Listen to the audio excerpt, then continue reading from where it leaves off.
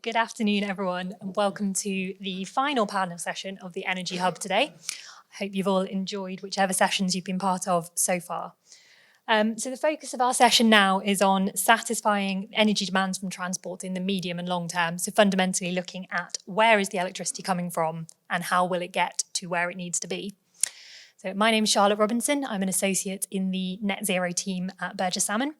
And I will ask my panellists to introduce themselves properly shortly, but I'm delighted to be joined today by Kester Jones from National Grid, Jacob Briggs from Cornwall Insight, Ed Sargent from EDF Pivot Power, and Professor Gopal Ramcharan from the University of Southampton.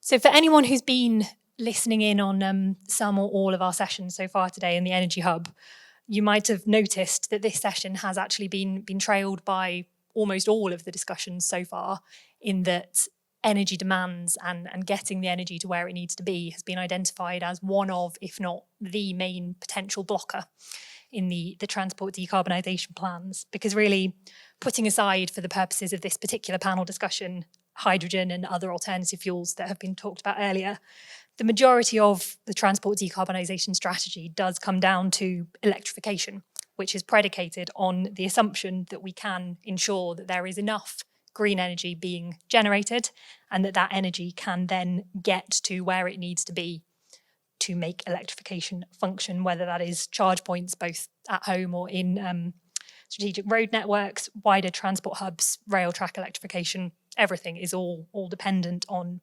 electricity supply. Many of you in this room will no doubt know that getting the electricity to where it needs to be is not necessarily as straightforward as any of us would like it to be. And in fact, the challenges of connecting to the grid in terms of costs, timescales and other restrictions is something that the energy sector, in particular new build renewable energy projects, have been grappling with for quite some time now. And it is now an issue that the transport sector is focusing on as well, which I think really comes back to one of the themes coming out of today, which is the importance of collaboration and getting the two different sectors to talk and to share knowledge and experience. So before we get into the detail of that, just a quick plug to remind you all that we are taking questions and comments through Slido. I will be keeping an eye on that on my phone, so everybody please do carry on participating as you have been so far today. Without further ado, I'm now going to hand over to my panellists to introduce themselves and just take a couple of minutes one by one to tell us a bit more about their backgrounds and their particular interests in this area.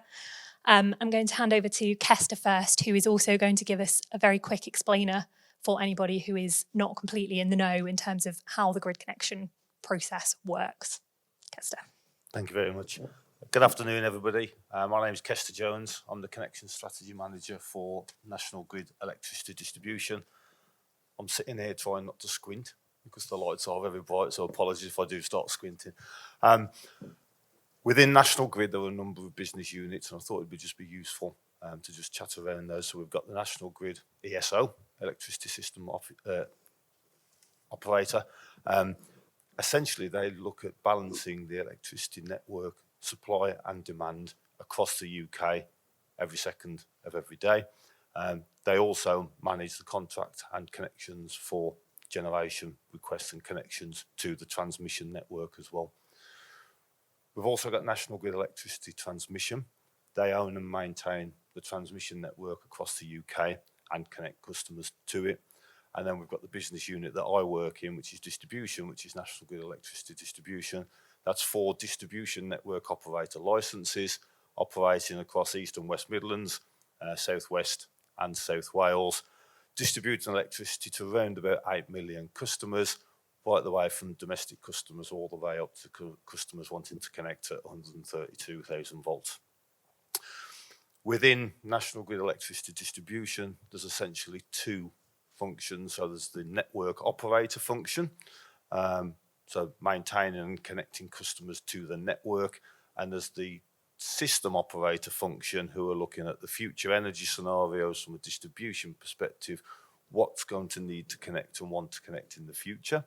And also, do we need to build a network in the traditional way that we've done it in the past, which is bigger wires, more wires, or can we actually use flexibility, be that turn up or turn down, to actually manage peak demands on that network. So I just thought it was worth just putting some kind of more detail around kind of the wider National Grid business units. Brilliant. Thanks very much. Good to meet you all. I'm Jacob Briggs, consultant at Cornwall Insight. So we're an energy market kind of specialist consultancy that sit all the way across the market in GB, whether that's from supporting generators looking to come and connect to that transmission network, or through to kind of small and large scale end users looking to actually actively engage with suppliers and do something interesting in the market. I think from an EV perspective, which is what occupies the majority of my time at Cornwall, that ranges from helping charge point operators secure or understand and engage with like electricity procurement strategies, through to probably the majority of the work that we undertake in the market at the minute, looking at the costs and opportunities of kind of deploying energy assets alongside that kind of EV charging demand. So that might be anything from kind of the town trying to manage those town-sized electricity network connections at motorway service areas that National Highways were talking through, to kind of smaller scale EV rapid hubs, or kind of supporting fleet charging needs as well. And so that's looking at kind of the network specific kind of implications for that. So whether you can kind of reduce the size of connection that you're having to ask for, try and kind of speed up that connections process and reduce the costs associated with it, but also look at the kind of energy and demand optimization opportunities that are there as well, from looking at kind of what could be done with that kind of flexibility asset management side as well. Good afternoon, Edward Sargent from EDF Renewables. Coming at it from a different angle, we are looking at this from what we've termed private wires. So we're building out networks as a renewables developer company. EDF Renewables is going for about 15 years, have a number of mainly onshore wind, now floating offshore wind, and developing solar and battery storage sites. What makes it slightly different is back in 2018 or so, we went out and secured a load of connections, very early doors, from National Grid transmission. So same where the DNOs get their power from, the network operators get their power from, and started building out these connections. The aim of it really is to a two-tier play. The top tier is effectively putting battery storage on at 50 megawatts, so 2 acres of battery storage, and that plays at the National Grid Energy System operator level. So that works a bit like a power station for batteries at UK PLC level. And then the lower level is sharing that connection with, in essence, not dissimilar from a network operator, a distributed network operator, but we're really confined to our geographical location. So we build out fast charging hub capacity for charge point operators to come along to, but we're really limited about how far we can go. And we're really only focusing on multiple megawatts. So again, a different area from what Jacob was talking about, and again, a different area from where everyone else on the panel is, because it's larger, but it's unique and it's small in terms of how our spread is. Hi, so I'm Gopal Ramcharan. I'm a professor of artificial intelligence, and I'm also co-founder of a company called Empathy Limited, where I'm deploying some AI technologies to try and decarbonize various energy systems or transportation systems. As professor of AI, I work at the University of Southampton, and where I run a large national research program called the UKRI Trustworthy Autonomous Systems Hub. It's a program looking at AI in a number of sectors: health, transport, energy, and making sure that AI is deployed responsibly and can be trusted to deliver reliable, safe, and secure outcomes for everyone. My experience in the energy sector started a long time back, maybe 15 years ago, working on what we called at the time smart grids. And the US outlined this vision for smart grids back in 2003. And but the vision of smarter grids that are more flexible, that can adapt to varying demand. If we're talking about the theme of this panel, it's energy demand from transport, and transport presents really difficult challenges when it comes to delivering energy or electricity at the right points at the right time to meet a certain demand. Very different to houses, to industrial consumers that are more predictable in some ways. And that understanding of these dynamic elements of demand was actually well researched back in the 1980s by people like Fred Schwepp, who invented the first smart meter with Roger Bond in the UK, actually, with some people from metering companies here.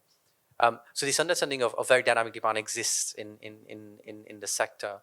from a very long time ago, and a number of AI solutions have been developed and deployed in some cases in many areas. But and as we'll discuss on this panel, there are many challenges to get this out there, to change the way we do things to be more adaptable to this new form of demand on the system. Thank you, everyone.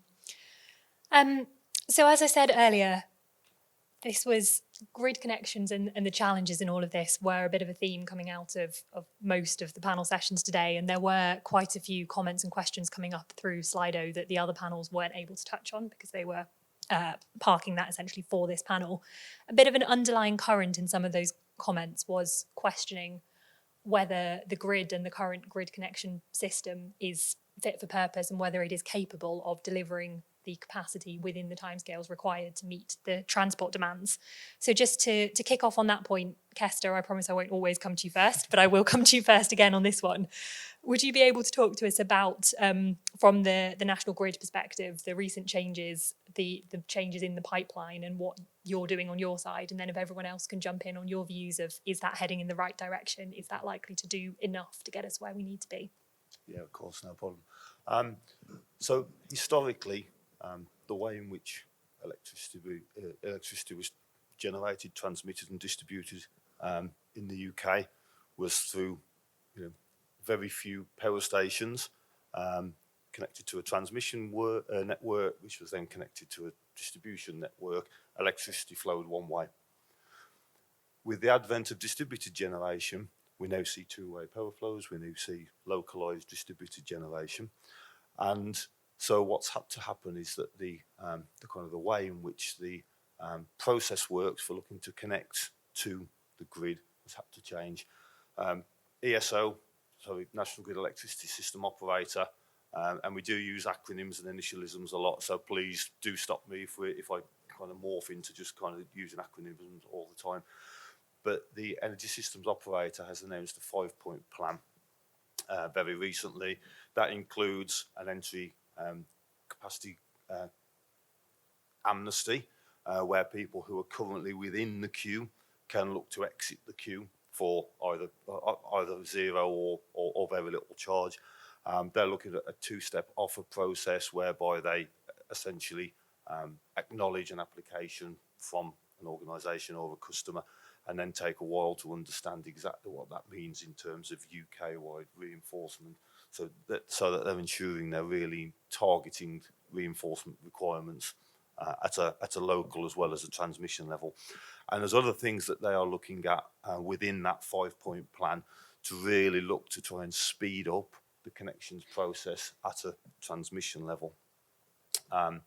When we take that down to a distribution level, very recently, obviously, we are a very regulated industry, but very recently, on the 1st of April, what we term it within the industry was as Ofgem's Access Significant Code Review went live. Essentially, what that means for demand customers is that the reinforcement elements of a connection are now socialised. So the demand customer pays for the extension assets only, the assets connecting them into the distribution network, and the wider reinforcement aspects of that distribution network costs are socialised across the kind of UK PLC. So that's some of the changes happening at a transmission and distribution level. Thank you. I think that was really helpful. I don't know who wants to come in next in terms of what your opinion is on the direction that those changes are going in. Edward, you look like you're poised. Funnily enough, have an opinion. The grid at a transmission level is in pretty good shape in terms of there's a number of bottlenecks, but in theory they could be. There's no huge technological advancement that needs to be made to implement it. Lead times on equipment is hard. Getting the people is probably harder, and doing that's probably the largest element of things. Planning and all the other constraints that come around the bureaucracy of doing stuff is another problem, and that needs to be rolled out. But on the whole, is there enough energy generation? Yes, we should get there. There's no problem. The 50 gig wind target is great. We need to massively overbuild renewables, but we'll get there as we need the demand. The demand uptake will increase. It'll be coming around shifting and changing. And a lot of that's coming down to the convenience element. People want it when and where, or people expect they need it when and where, when actually You don't necessarily. So people can move their load without realizing it. But that's on a domestic level, which is only some of the problem. I don't see that. The distribution element is a huge challenge. And again, that's not necessarily a technological issue, but referring to the SCR there, the system code review, that took the better part of 6 years to get through. There's a blocker. That's an issue. This regulatory change, it only came in when Theresa May in 2018 announced that decarbonisation, or that was going to become law, that Ofgem sat up and took notice. A lot of people were lobbying before then for them to kind of implement these things. Flexibility has been talked about in working groups for, a long, long time. So none of this is new. So in essence, it's all there. It's all doable. It's us that are the problem. People are in the way. Can I just add? I mean, more of a question, maybe. If we think about the numbers that we've been talking about, multiple panels since this morning, about the number of megawatts of energy that will be transferred to vehicles, potentially to batteries, and these things will be moving around and creating not just demand but also producing electricity, charging back electricity. And I think, are we building, a transmission and a distribution network that's fit for 2050, or are we trying just being reactive to what's happening? Because what I can see, just one idea, that having thousands, hundreds of thousands of cars that can charge back or give back their electricity to the grid creates a new transmission system, a new distribution system. And then it's more about building intelligence at the edge to try and control that, because I feel if we keep going with a centralized view of managing distribution and transmission, it's not going to work. People are going to take control as soon as they're empowered with the data, with their own production facilities locally. What do you think about? Yeah, I mean, there's a couple of projects that are happening at the moment in terms of vehicle to grid. Yeah. So electric vehicles that are charged and their capacity being used when they're parked up, so throughout the night. It's interesting to see where that goes, because as I guess consumers, we're used to jumping in our car in the morning, aren't we, and driving to where we need to. Would I be happy if somebody came and took the petrol out my car and left with just enough to get to work the next morning? And then what happens if a bit more? So I think there's a piece of work to be done around that. There's also another project being looked at in terms of saying, okay, well, we've got these electric vehicles, they've got some capacity in the batteries. Could we use those to actually supply electricity to customers, to vulnerable customers who are off supply in a scenario?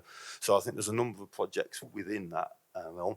There was an Electric Nation project that Western Power Distribution, we were formerly known as National Grid Electricity Distribution, now took part in, and it was one of the biggest trials of electric vehicles in the world, and it looked at charging habits. And what we actually saw with that was people will change their charging habits for quite small price signals. So if you reduce the cost of electricity charging overnight, even just slightly, people won't charge during the day, and they will charge overnight when demand on the grid is lower. So I think there are some charging mechanisms and some supply mechanisms around that you could use to encourage not everybody to charge at the same point, which is the peak time during the day. And this is where flexibility on the network comes in as well, because historically we've always built a network to cope with peak demand. Well, now actually, when we bring flexibility on, we can build a network that can cope with demand 80% of the time and turn up or turn down generation to cope with those peak elements, which means we don't have to always build this oversized network. So I was just going to say, I think we're seeing it come kind of in the market as well. So like building on those trials and the innovation projects, and it probably speaks to some of the kind of like questions around the role of prosumers and of kind of consumers engaging more with their own energy consumption across different scales in the market, that we're seeing EVs as, I suppose, like successful technologies participating in some of those early stage distribution system operators, so basically like local flexibility markets, so providing exactly that kind of more diffused, locally specific network management. And I think, seeing EVs as a a lead technology in that kind of wider shift towards more energy engaged consumers. And I think energy engaged consumers who can be engaged by a third party on their behalf. It doesn't necessarily have to be, like you say, someone sat at home making sure that every possible mile that they might want is going to be put in the car, that Faith is put in a third party provider who does that completely off their or for them without needing to take any more activity than sign up if they want to. Thank you. Yeah, that's all really interesting. And I think it seems that it's all really coming back to the theme that flexibility really is the key thing that we need in the grid of the future, more so than we ever have done before. And that really seems to be a theme of a lot of questions and comments that are coming in through Slido. So thank you, everyone, for all of those.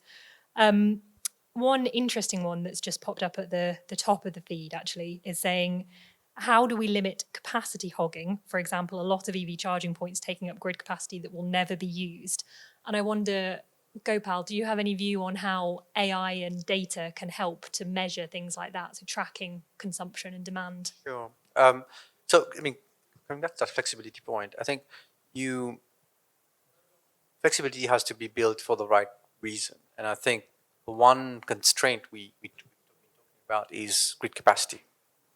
And increasingly, we're looking at grid capacity not just on the transmission network or well, when we talk about distribution network, we need to go down to transformer level.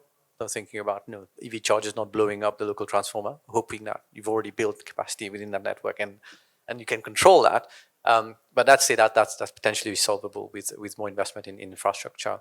But when it comes to flexibility, for me, it's all about decarbonization. Are we controlling, or are we building flexibility to match demand with supply from renewables? And can we account for the carbon emissions that are induced by that demand?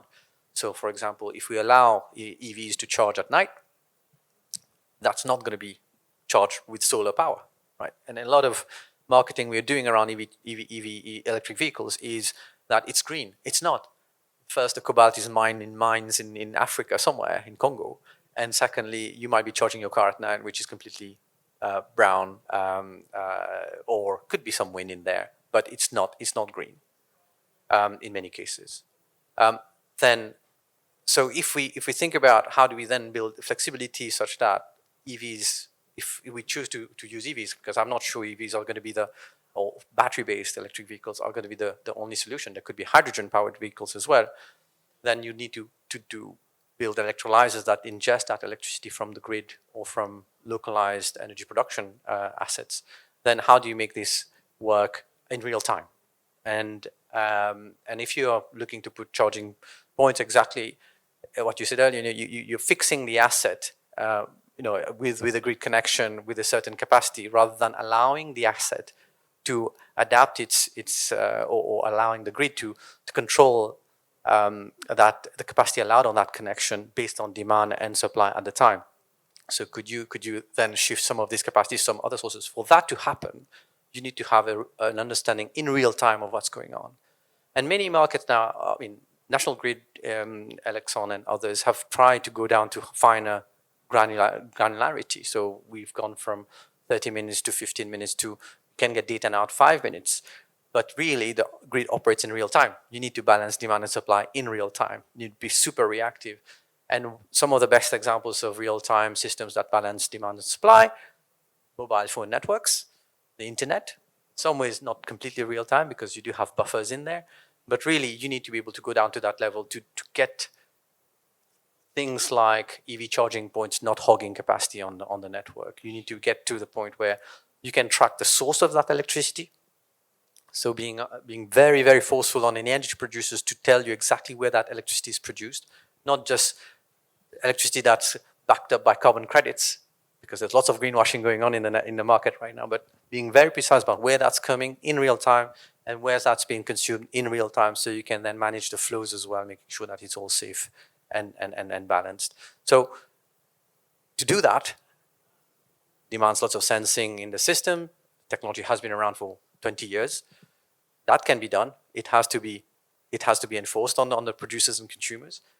The other thing that you'll need is the technology to manage that data in real time and make decisions in real time, which humans are not very good at. when it comes to managing millions of nodes at the same time. And that's where AI can be helpful. And that's where a lot of research has gone on, not just in this country, but in many other countries around the world, to try and manage that flexibility at the finer time resolutions. And it's not just managing the data, it's also the contractual elements, making sure the PPAs are fit for purpose, making sure the markets work at that resolution as well. I'm lost on a few of those. No, I'm not sure where to start. So the batteries we build are on sub-second metering already. Yeah. They're already on balancing. The data is there. Finding out the supply and what's going on to the grid on there is there at the moment. At night, yes, mainly nuclear, all your base load, elements of gas, wind in the winter is great. Obviously no solar. Cars charge very slowly at night, very low demand. They also, I think the stat was, if you had it's an old stat, but BMW i3 and you lived in Kensington or Chelsea, where we all do, you would charge it on average once every 42 days, because that's your expected mileage. People do, on average, 80% of people do less than 7,500 miles a year. So in this room, would say that that's probably not us, because we're all out traveling a fair bit and doing conferences and things, but the majority of cars are spent sitting around doing nothing for very long periods of time, up to 90-95%. So is this huge charging concern a real thing? Are chargers going to be hogging stuff? No, the network's not built like that. They don't hog capacity. Capacity is handed out and it's measured and it's set up so that you don't have that. Blowing up transformers is just bad installations on that side of things, and can account for that. I've seen it happen a number of times on that. So the supply and demand bit, yes, needs definitely balancing, but we're there on the tech front. It just needs better, as you come down to, better data, clarity. And if more people can understand it, we can go a long way with it. Thank you. So I think there's a few points that have come up during that around getting people to understand, getting people to change behaviours. What do you think is sort of the biggest barrier to education and to getting consumers and users of EVs on board in using them in the ways that are sort of most helpful to get us to where we need to be in terms of energy supply and demand? And what do you think needs to be done to help with that? Open question for anyone to come in. Maybe I can start with that. I think it just reminds me of a very, very good example, which came up with one of my colleagues who's got an electric vehicle, and he was sold a supercharger. It can charge your car, I think it's 2 kilowatt charger, and can charge your car very, very quickly. But he doesn't use his car for very long trips. Doesn't use it at short notice either. So it just trickle charge overnight, and that's good enough. But companies are going around selling superchargers to everyone, saying this is the best thing you know for you, and therefore probably take up capacity on the grid as well as part of installing these chargers. So there's clearly a need for better education. There's clearly a need to be more open about the capabilities of these new technologies, as with any new piece of technology that we introduce in our houses. So what does it do in terms of collecting our data, right? So being very upfront and honest, and are there standards out there, standards that protect consumer rights, standards that make sure that the right data is collected and distributed to the right parties? Do people know what they're consenting to when they're letting these technologies in their houses? I think helping with that piece can be done by government intervention, but also there are solutions that can help protect consumers. Building technology AI solutions, for example, that work for the consumers rather than just for the companies that look to exploit the data. Thank you. Jacob? Yeah, I was going to say, I think that I definitely agree on the transparency side and the consumer trust angle, particularly because I think there's an awful lot of scope for the customer-facing element of a lot of these propositions to be comparatively simple and to belie the depth of energy market regulatory complexity and wholesale trading engagement that sits behind them. Like we already see kind of offerings in the market that say, match my EV charging to periods of greatest renewable deployment, of lowest carbon intensity on the grid, or to the lowest cost that my half-hourly energy tariff can support for me. And I think that there's still some distance to go in terms of making sure that the energy regulatory regime is as supportive of those kind of propositions as possible. As you said, not always the quickest progress in terms of bringing those forward, but we've seen quite a lot of change coming in that front. And I think that a lot of the behavioural change side for customers can be supported and facilitated by that kind of interface between them and this horrible energy system that they're having to work with. Thank you.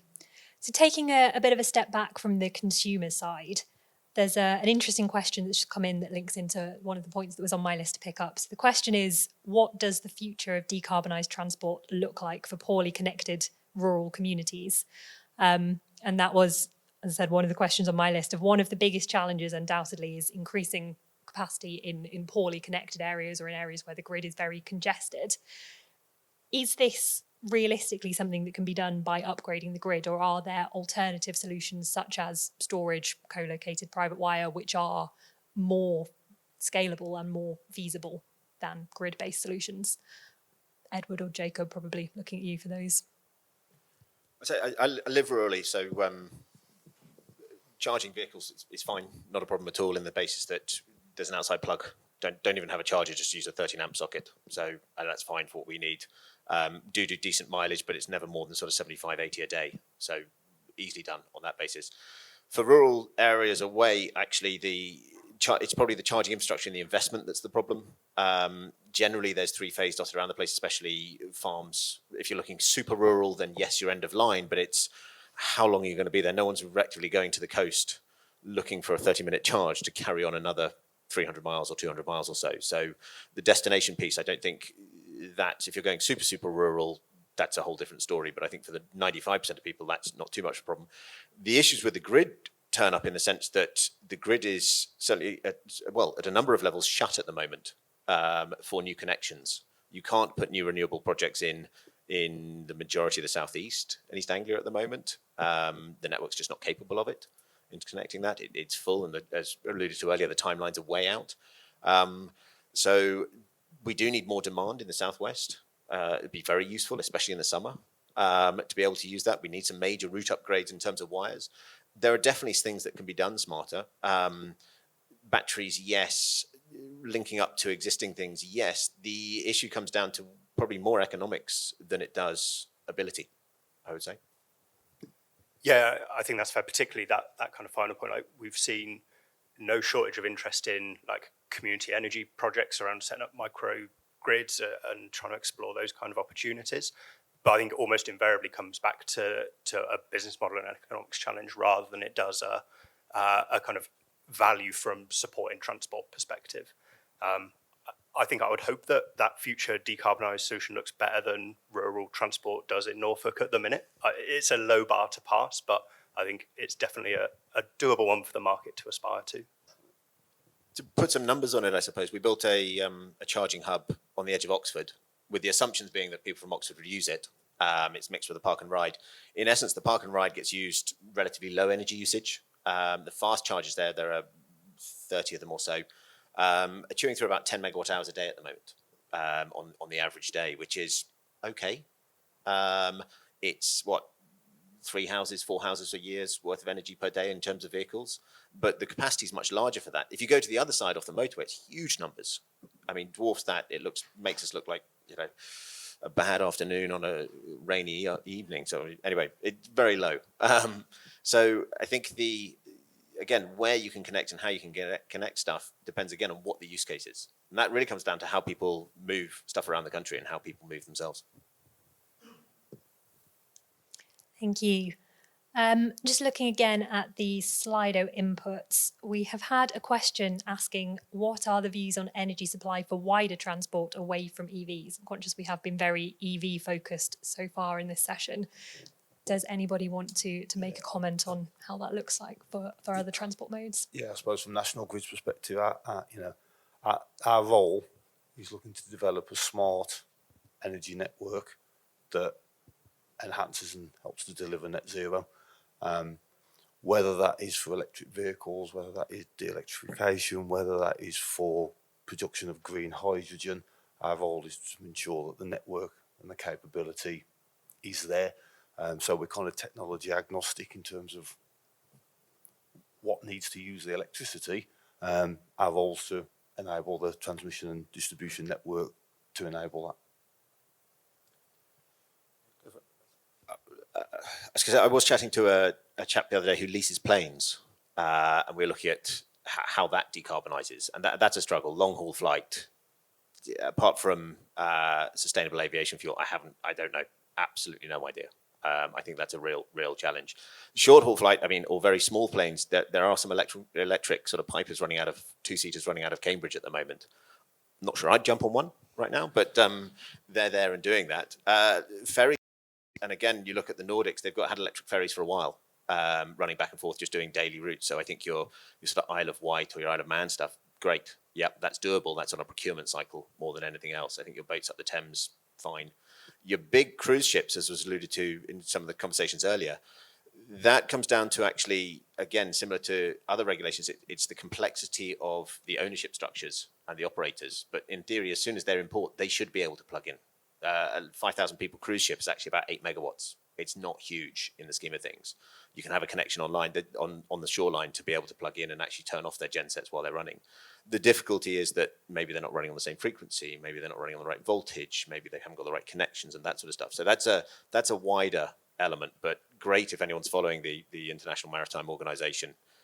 No, didn't think so. But if you were, they're getting a lot of pressure from various governments around the world at the moment to decarbonize, and the UK is actually pushing for that at the moment, and there's been a lot of work in that area. But yeah, there are good things coming, and we will need to gear up for it.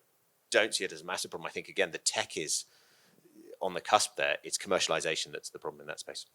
I think I'm right in saying it's Exeter Airport where some of the ground operations already are electric. So your suitcase handlers, the kind of the steps when you come down off the plane and that kind of stuff. A lot of the ground operations are all electrified. So just come back, and I do follow the IMO's. It's two of us. I do look at maritime and decarbonization of maritime in particular, and I can say I'm very much pro hydrogen on that front when it comes to large consumers of energy like vessels and planes. ZeroAvia being one good example of how that's working out right now. But yeah, hydrogen is a great solution for me, because for me at the core it is a digital product. It is something that we can control more reliably than, and I mean batteries are also very much digital, but batteries are much have a much higher environmental impact than hydrogen production, and we need to be mindful of promoting technologies that over the long term will cause potentially more harm. I mean, in terms of decommissioning batteries, how do we do that in the long term when we have not just the current pool of cars that we have, but 10 times more, 100 times more vehicles, large batteries for trucks or buses if we do go that way, which I don't think we will.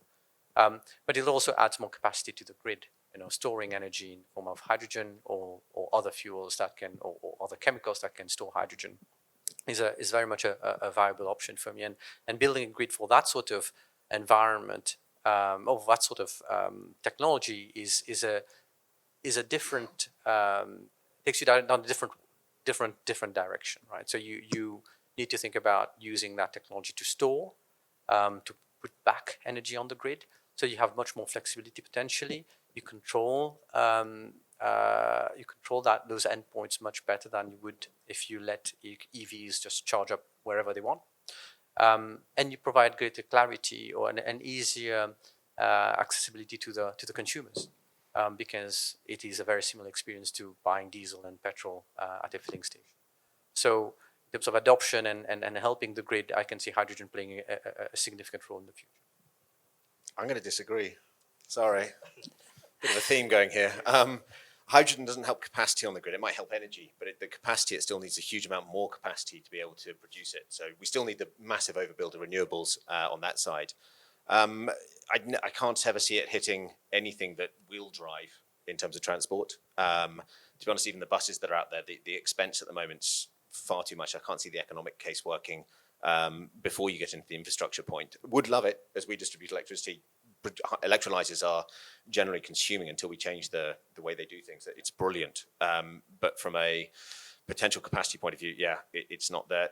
The only other one is, I think, from an energy storage point of view, I'm not convinced, having looked into it. I think you've got things like iron air and some of the much slower non-cobalt, if you like that, technologies that are coming out in storage fronts that probably have a better round-trip efficiency. That, again, can do the same job, but over a longer period for, in essence, at a grid level, a lower cost. Thank you. That is all very interesting, and no doubt if we had another 45 minutes or several hours, we could continue that conversation. We are rapidly running out of time, though, so just as a closing thought from each of you, we opened up this panel recognising that in other panel sessions earlier today, issues with getting electricity to where it needs to be were acknowledged to be one of the biggest blockers to transport decarbonisation generally. To flip that question round from an energy perspective, what do you think is the biggest blocker on a more granular level that is preventing that energy from getting where it needs to be?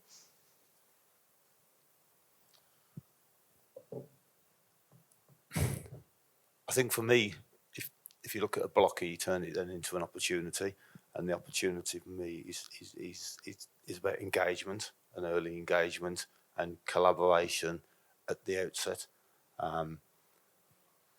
Understanding what projects or what capacity is required and where, and what projects are going to connect and when, enables us to build a smarter, more flexible grid. So for me, it's turning that blocker into an opportunity and all around collaboration and engagement. Thank you. Jacob? I think probably similar to that, but perhaps at the individual project scale of picking the kind of policy regulatory and to an extent that we're less actively involved in, but planning web for being able to deploy the kind of assets that can support that kind of connection opportunity, especially on a kind of when, although it's definitely not a panacea for any kind of problem you might face, but when deploying those kind of co-located battery storage assets can help make sure that that generation is exactly where it needs to be. That trying to unpick what that business model looks like, how that interacts with all of your metering and licensing regulations, and you can get a kind of view of the returns out the end of it, I think is something that the market's improving, but has still got a bit to go. It's bureaucracy. It's people. An example of which is developing out a battery storage site, whichever technology we go for, but the grid offers come back from the transmission system operator. It's 50 megawatts in 2025 and another 40 in 2030, because when we changed over from one connection type to another, well, there's ability to increase, but we can't connect onto the next lot because when we are put in the queue, it gets pushed back 5 years. There's no physical limitation on that. And I think that's coming around the country. Now, the great thing is there is a CUS modification piece, a CMP code modification coming through that in theory changes that, but there's still a lot of resistance to it because it's changed. And I think we need to slightly get off it and say, if you've got a project that's good to go, you can connect. The other issue is, at the moment, other people will be better placed, but a lot of kit is being built in places that's going to be hard to get out of. Transformers, Ukraine is a large builder of them. There's supply chain, China's changing. If we don't hurry up, we're just going to be part of a bigger queue. So getting kit, getting things sorted out, raw materials, yeah, we're in a bit of struggle town. We've been quoted recently 65 weeks for a switch, which, yeah, just kills everything. So those sort of things, don't want to go around hogging the market and bulk buying, but what else do you do? I'll have maybe a stronger point. I think the biggest blocker is hypocrisy or dishonesty. And I think if we accept that climate change is an existential risk, that if we don't solve this as quickly as possible, and the United Nations has issued a call out saying, we need close to the tipping point now where we can't go back to where we were. We need to be honest about the timescales involved here. We need to change very quickly, and people are just not being realistic about this. If they were, then we would see those policy changes. We would see standards being put in place, and we would see more honesty in the data that we're collecting in the systems that we're building. I think we people just don't realize how urgent this is, and if they did, then things would change faster. Thank you, and thank you all. I think that is quite an important message to finish on.